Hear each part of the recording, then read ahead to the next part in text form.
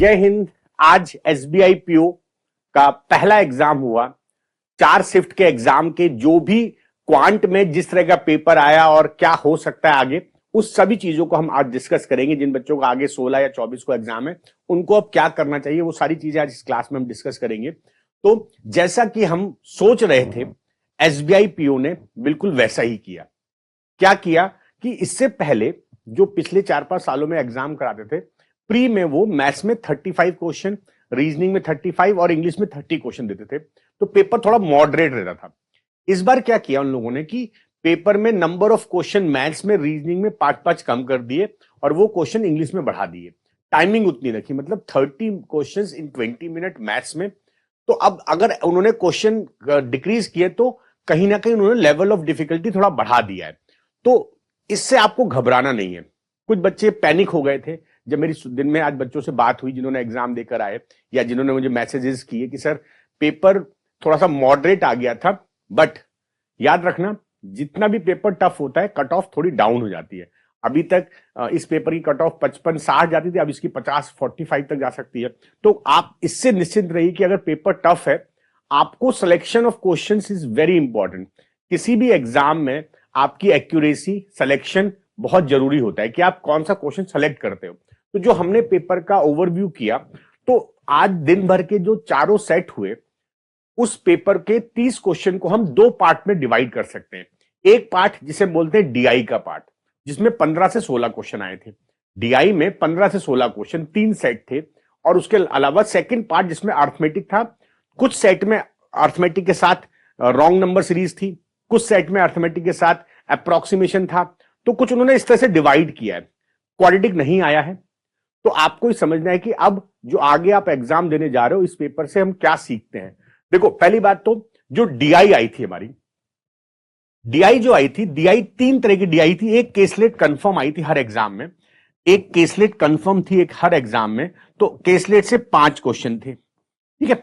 उसके अलावा जो सेकंड डीआई आई थी, सेकंड डीआई मिक्स डीआई आई थी। इसमें भी क्या था कि कुछ सेट में उन लोगों ने पाई चार्ट दे दिया, साथ ही साथ बार ग्राफ दे दिया। उस पर बेस 2 ग्राफ थे प्लस 5 या 6 क्वेश्चंस थे। किसी सेट में उन्होंने लाइन ग्राफ दिया, साथ ही साथ टेबल दे दी।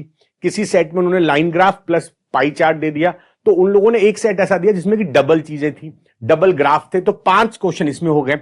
अच्छा, एक सेट में उन लोगों ने क्या किया था, मॉर्निंग शिफ्ट की मैं बताता हूं, उन लोगों ने टेबल ग्राफ दी थी, साथ में एक वेन डायग्राम बना के दिया था। तो मतलब वो लोग एक्सपेरिमेंट कर रहे हैं, और SBI PO is a name of experiment, ठीक है। एसबीआई जो होता है ना, एसबीआई की जो एस है ना, S for SBI, S for surprise. तो रेडी फॉर सरप्राइज। अब ऐसा कुछ नहीं होगा कि आगे की शिफ्ट में कुछ ज्यादा सरप्राइज करें। वो लोग यही करेंगे कि भाई आपको 3 सेट डीआई देंगे। तो जो मैंने आपको बताया कि जो पहली सेट आई थी वो थी 6 क्वेश्चन की, किसी सेट में किसी में 5 थी, किसी में 6 थी। तो इस हिसाब से 15 से 16 क्वेश्चन डीआई के आए थे। 15 से 16 क्वेश्चन डीआई के। अब बचता हमारे पास अर्थमेटिक। तो बच्चा, अर्थमेटिक में उन लोगों ने क्या किया, किसी सेट में 10 क्वेश्चन थे, जैसे मॉर्निंग शिफ्ट में 12 थे, सेकंड शिफ्ट में 10 क्वेश्चन थे, उसके बाद अगले शिफ्ट में 11 क्वेश्चन थे। अब यहां तक हमारे, अगर हम मांगे चलते हैं कि भाई मॉर्निंग शिफ्ट में 15 क्वेश्चन, मान लो कि इस शिफ्ट में हमारे 5 थे, तो 5 मॉर्निंग शिफ्ट में 6, 5, 16, 12 ये, और 2 उन्होंने दे दिए रॉन्ग नंबर सीरीज। अच्छा, जिन बच्चों से मेरी बात हुई, तो जो मॉर्निंग शिफ्ट की जो रॉन्ग नंबर सीरीज आई थी, बहुत ही एडवांस लेवल की थी। मतलब मेरे अच्छे स्टूडेंट्स वो उस नंबर सीरीज को नहीं कर पाए। तो हो सकता है कि आपके सेट में भी अच्छी नंबर सीरीज आ जाए। तो बच्चा, घबराना नहीं है। करना क्या है, इस सेट में अगर आप रॉन्ग नंबर सीरीज क्वेश्चन उठाते हो, ठीक है, रॉन्ग नंबर सीरीज क्वेश्चन अगर आप पिक करते हो, तो याद रखो कि अगर आपको एक टारगेट बना लेना है 40 सेकेंड, अगर आप उस क्वेश्चन में 40 सेकेंड में उस सेट में आप चीजें समझ पा रहे हो, पैटर्न समझ पा रहे हो, तो करना। अदरवाइज छोड़ के आगे बढ़ जाना। मैंने ऐसा देखा है ना कि बच्चे कहते हैं सर रॉन्ग नंबर सीरीज हमारा स्ट्रॉन्ग कमांड है, या मिसिंग सीरीज हमारा स्ट्रॉन्ग कमांड है, हमारा स्ट्रॉन्ग एरिया है। तो आपका स्ट्रॉन्ग एरिया हो सकता है, लेकिन क्वेश्चन की लिमिट कुछ नहीं, क्वेश्चन अनलिमिटेड बन सकते हैं।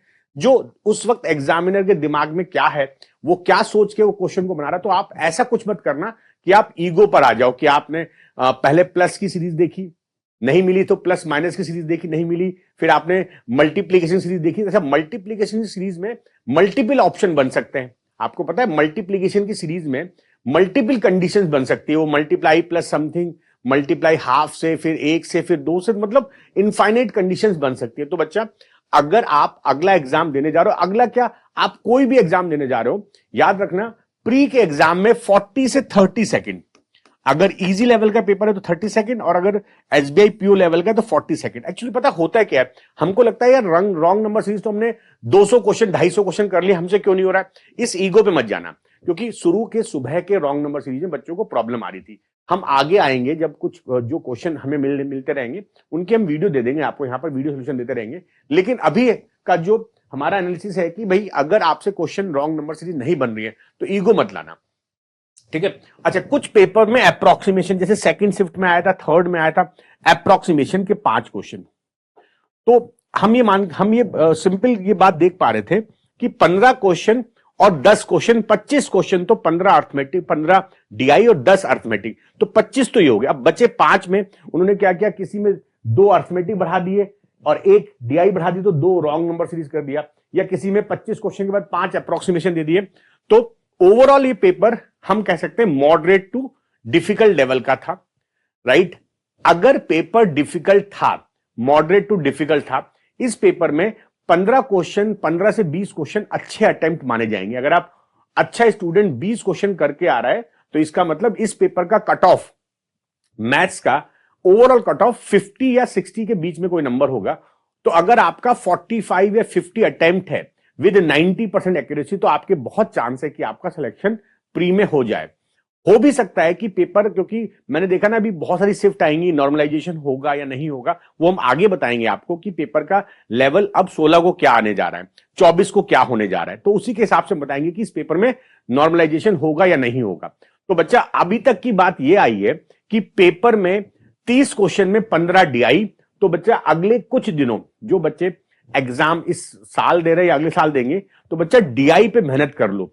और डीआई के लिए आपको अपने 4 चैप्टर मजबूत करने हैं, percentage, ratio, profit loss and averages. अगर आपके ये पार्ट मजबूत है और आप डेटा को ढंग से एनालाइज कर सकते हो तो आप ये पेपर क्लियर कर सकते हो।